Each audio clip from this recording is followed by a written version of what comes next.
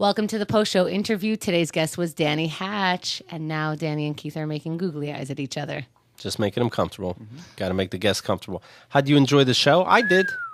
I liked it a lot. Danny, you're getting better at these interview things. Oh, good.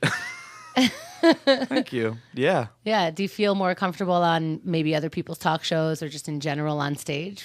Sure. You know, I'm still an awkward boy at heart, which I'm sure there was plenty of on today's show. I know I made a joke near the end that just crashed and burned, which I would. You got to take those risks, right? That's I so would funny. erase from the tape forever. But all of your jokes were great. You inserted beautifully, and that's what he mentions.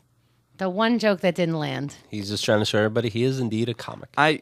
If you cut me, do I not bleed bad jokes? I'm a human being, after all. Do you find yourself when you let out a good zinger and maybe like, oh, I was going to go home in half an hour, but I'm just going to go now. That was a good one. I gotta go. Yeah. This is real. I said a good one, and I felt like the blood rush back into me. Like I was holding it in nervous, and then when the time came, I said it, and it worked. I was like, oh.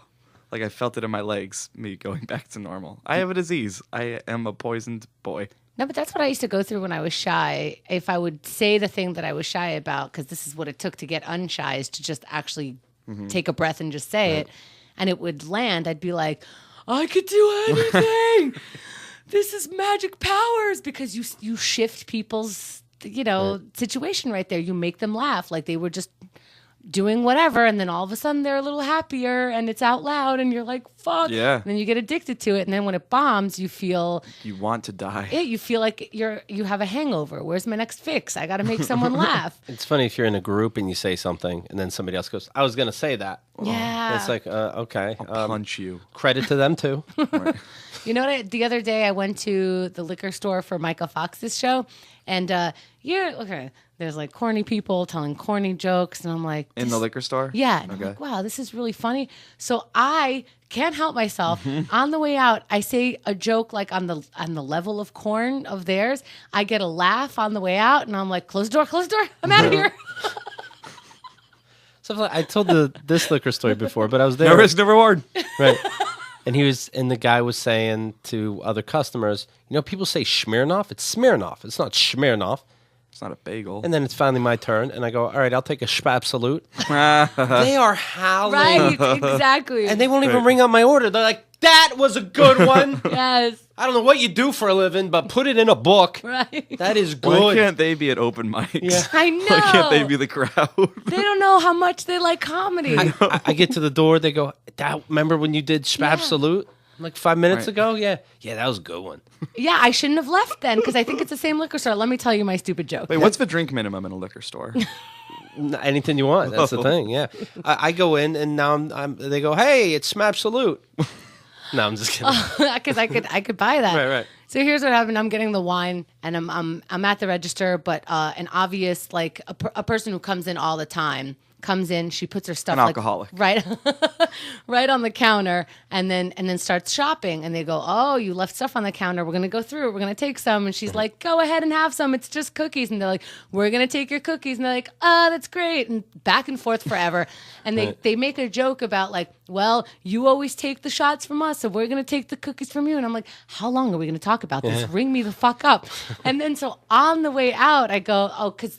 They explained to me as they're ringing me up that don't worry, we're neighbors, so we're allowed to rib on each other like this. Right. And I'm like, I get it. Yeah, they always go, it's okay, I know him. Yeah. So what I said on the way out, I go, hey, by the way, I'm your neighbor also, so next time I expect shots and cookies. Right. That's it, buddy. That was the whole joke, but it was a roar. Yeah. It was a roar, and I knew that's not going to land with you guys. You guys are going to be like, yeah, okay. We're jaded and awful. We don't work in liquor stores. But that was fantastic. I went in to a store, a bodega, somebody got a coffee, and they go, all right, I'll pay you later, or I'll pay you tomorrow. And they're like, okay. And so I'm like, all right, obviously they know each other. And I bought some, and I go, all right, I'll pay you tomorrow, right? And then they go, well, actually, I know him. And I'm like, just kill me. I didn't mean nothing. I'm paying you now. You see, I'm opening up my wallet. Can we just fucking end this? I'm sorry. I'm paying you now. Well, I know him, and he's here all the time. He's actually my neighbor. He's the cousin of my niece that had sex with my dog. I'm so sorry. It turns out it's not a convenience store. Right. It's a trap. I was trying to make light of, I don't even know why. For what? Ordered some soup to go from a takeout place, and I almost left without. And the guy was like, "Oh, your soup." I'm like, "Oh, thank you." And then I was like, out loud, "Why did I laugh like that?" All the customers were just staring at me. I was like, "This is the worst thing ever." Because what happened? You got soup and you went, haha? Right. I forgot the soup. I was about to leave because I was, thank you. Like, exaggerated. Can you believe, folks? Right. I was like, oh, what a silly thing. And I was like, why did I do that? Because I'd be home without my soup. Right. I was just trying to be one of the people. I had a manager as a waiter, and somebody was reading the book who cut the cheese? Is that what it is? Who took my cheese or something? Who took my cheese? So she goes all day long, all fucking day long. Who took my cheese? I was like, what the fuck are you doing? I got your cheese. Just kidding. It's gone. I took it. Don't forget to ring up table 10. And did you take their cheese? Like, what? You're reading. What an asshole. And then, of course, I keep it going. I'll be like, hey, ask him about the cheese. We have your cheese. And like us two waiters are like, well, she's a fucking idiot, but she likes us, and that's all you got to do. Make sure the manager likes you, and she keeps taking cheese. Well, I feel like I have maybe not similar asshole issues, but I definitely have comedian asshole issues where if Lauren was with me during that brilliant moment that I had and everyone laughed, Lauren's not going to laugh, right? Right. But I would feel the need after we left to be like, you see what I did there? Mm-hmm. They laughed. And Lauren goes, yep. I'm like, you think I'm funny, right? Every time you think you're not a comic, just know you have a disease deep within you. So stupid.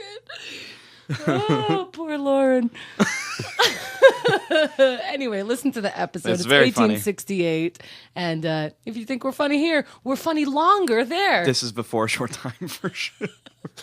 All right. Talk to you soon. KeithAndTheGirl.com